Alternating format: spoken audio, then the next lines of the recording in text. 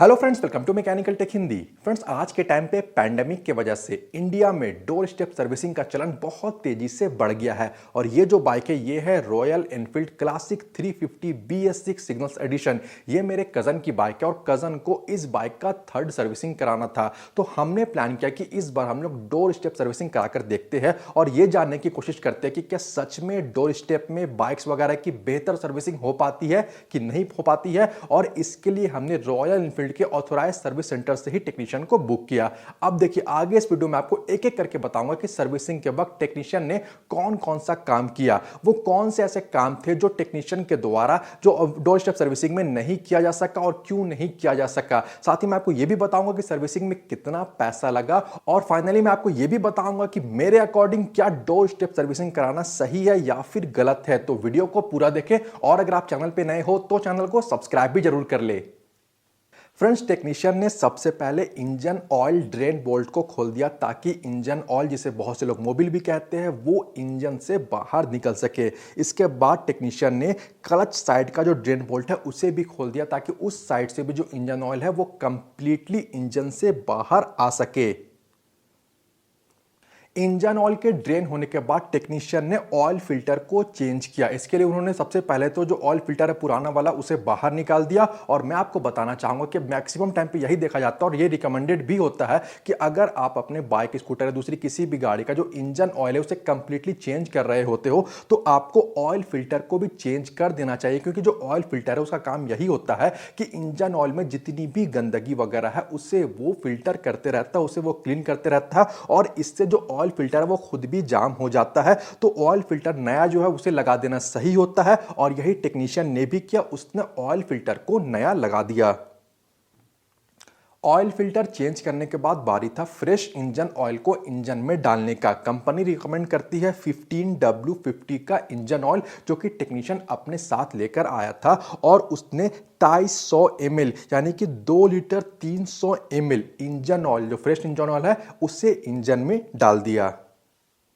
इसके बाद air filter को साफ करने के लिए टेक्नीशियन ने जो एयर फिल्टर का बॉक्स है उसे खोल लिया। अब फ्रेंड देखिए, इस तरह के डोर स्टेप सर्विस में ये बहुत दिक्कत वाली बात हो जाती है क्योंकि एयर प्रेशर वगैरह अवेलेबल नहीं हो पाता है। इस वजह से इस तरह का जो एयर फिल्टर या जो बाकी के पार्ट्स है जहां पे एयर प्रेशर का जरूरत होता है वो अच्छी तरह से क्लीन नहीं हो पाता है। हालांकि टेक्नीशियन अपने तरीके से हथेलियों में जो एयर फिल्टर है उसे झाड़ के उसे साफ करने की कोशिश तो कर रहा था, लेकिन इससे बहुत अच्छी तरह से एयर फिल्टर साफ नहीं हो पा रहा था। तो कजन थोड़ी दूर पे जो गैरेज है वहां पे जाके एयर जो प्रेशर है उससे एयर फिल्टर को साफ करवा के ले आया। इसके बाद टेक्नीशियन ने चेन स्लैग चेक किया कि चेन जो है बाइक का वो बहुत ज़्यादा ढीला या बहुत ज़्यादा टाइट तो नहीं है और चेक करने के बाद टेक्नीशियन ने उसे भी अच्छी तरह से एडजस्ट कर दिया। टेक्नीशियन ने ब्रेक्स को भी चेक किया, ब्रेक्स किस तरह से काम कर रहा उसे अच्छी तरह से चेक कर लिया और चेक करने के बाद ब्रेक का भी एडजस्टमेंट कर दिया। साथ ही उसने ब्रेक शू को साफ करके अच्छी तरह से लगा दिया ताकि जो ब्रेक्स है वो बेहतर तरीके से काम कर सके।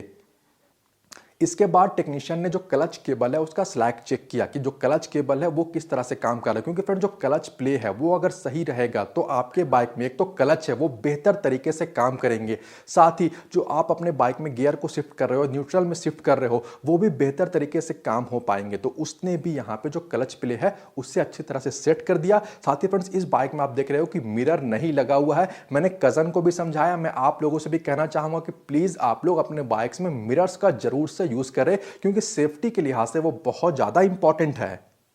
फ्रेंड्स, फाइनली टेक्नीशियन ने किक लीवर, फुट लीवर, जो साइड स्टैंड वगैरह है, इन सबको लुब्रिकेट कर दिया और साथ ही जो चेन है उसे भी क्लीन करके चेन को भी लुब्रिकेट कर दिया। मैं यहाँ पे आपको बताना चाहूँगा कि टेक्नीशियन के पास कोई भी जो चेन ल्यूब वगैरह है या कोई भी लुब्रिकेटिंग ऑयल वगैरह नहीं था, तो उसने क्या किया कि जो इंजन ऑयल बाइक से निकला उससे ही एज अ लुब्रिकेंट यूज किया।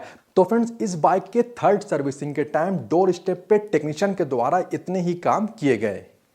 फ्रेंड्स, कुछ ऐसे काम थे जो कि करवाना जरूरी था लेकिन डोर स्टेप सर्विस होने की वजह से नहीं हो पाया। जैसे कि सबसे पहले जो आइडलिंग आरपीएम है, जिससे आसान लफ्जों में बहुत से लोग ये कहते हैं कि जो गाड़ी का, जो बाइक का इंजन का रेस है वो बढ़ा हुआ है, वो चेक करवाना था, क्योंकि ऐसा फील हो रहा था कि आइडलिंग आरपीएम ज्यादा है। वो चेक नहीं हो पाया क्योंकि ये फ्यूल इंजेक्टेड बाइक है और आपको पता ही कि अगर कार्बोरेटर वाली बाइक होती तो एडजस्ट हो जाता है कहीं पे भी, लेकिन फ्यूल इंजेक्टर में नहीं हो पाता है। तो एक तो वो काम नहीं हो पाया, साथ ही जो बैटरी का हेल्थ चेकअप कराना था वो भी नहीं हो पाया क्योंकि यहाँ पे ECU यानी कि इंजन कंट्रोल यूनिट होता है, तो उसका भी मैपिंग कराना था और जो सॉफ्टवेयर अपडेट वगैरह उसे भी चेक कराना था, वो भी यहाँ पे पॉसिबल नहीं हो पाया। इन सब कामों के लिए सर्विस सेंटर जाना पड़ेगा एक बार। और मैं आपको बताना चाहूँगा कि इस बाइक का जो हैंडल बार है उसमें भी इशू था, वो भी बेहतर तरीके से वो भी काम नहीं हो पाया और उससे भी कराने के लिए सर्विस सेंटर जाना पड़ेगा। तो ये कुछ बेसिक काम है जो कि डोर स्टेप सर्विस में नहीं हो पाए।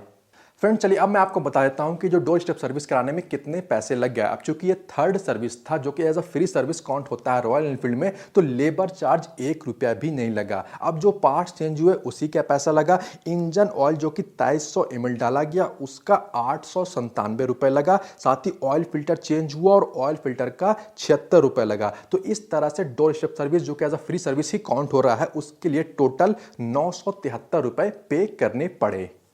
अब फ्रेंड्स फाइनली ये बात आ जाती है कि क्या डोर स्टेप सर्विस कराना सही है या फिर गलत है। तो देखिए मेरा ओपिनियन जो है, मैं अपना राय आपको बताना चाहूँगा कि अगर बहुत इमरजेंसी, आपके पास बिल्कुल टाइम नहीं है कि आप सर्विस सेंटर जाके अपनी बाइक, कार या दूसरी किसी भी गाड़ी की सर्विसिंग कराओ, तो फिर डोर स्टेप सर्विस बेहतर है। क्योंकि जो बेसिक काम है, जो एक मेंटेनेंस का काम होना चाहिए, वो तो आपका डोर स्टेप में हो जाता है।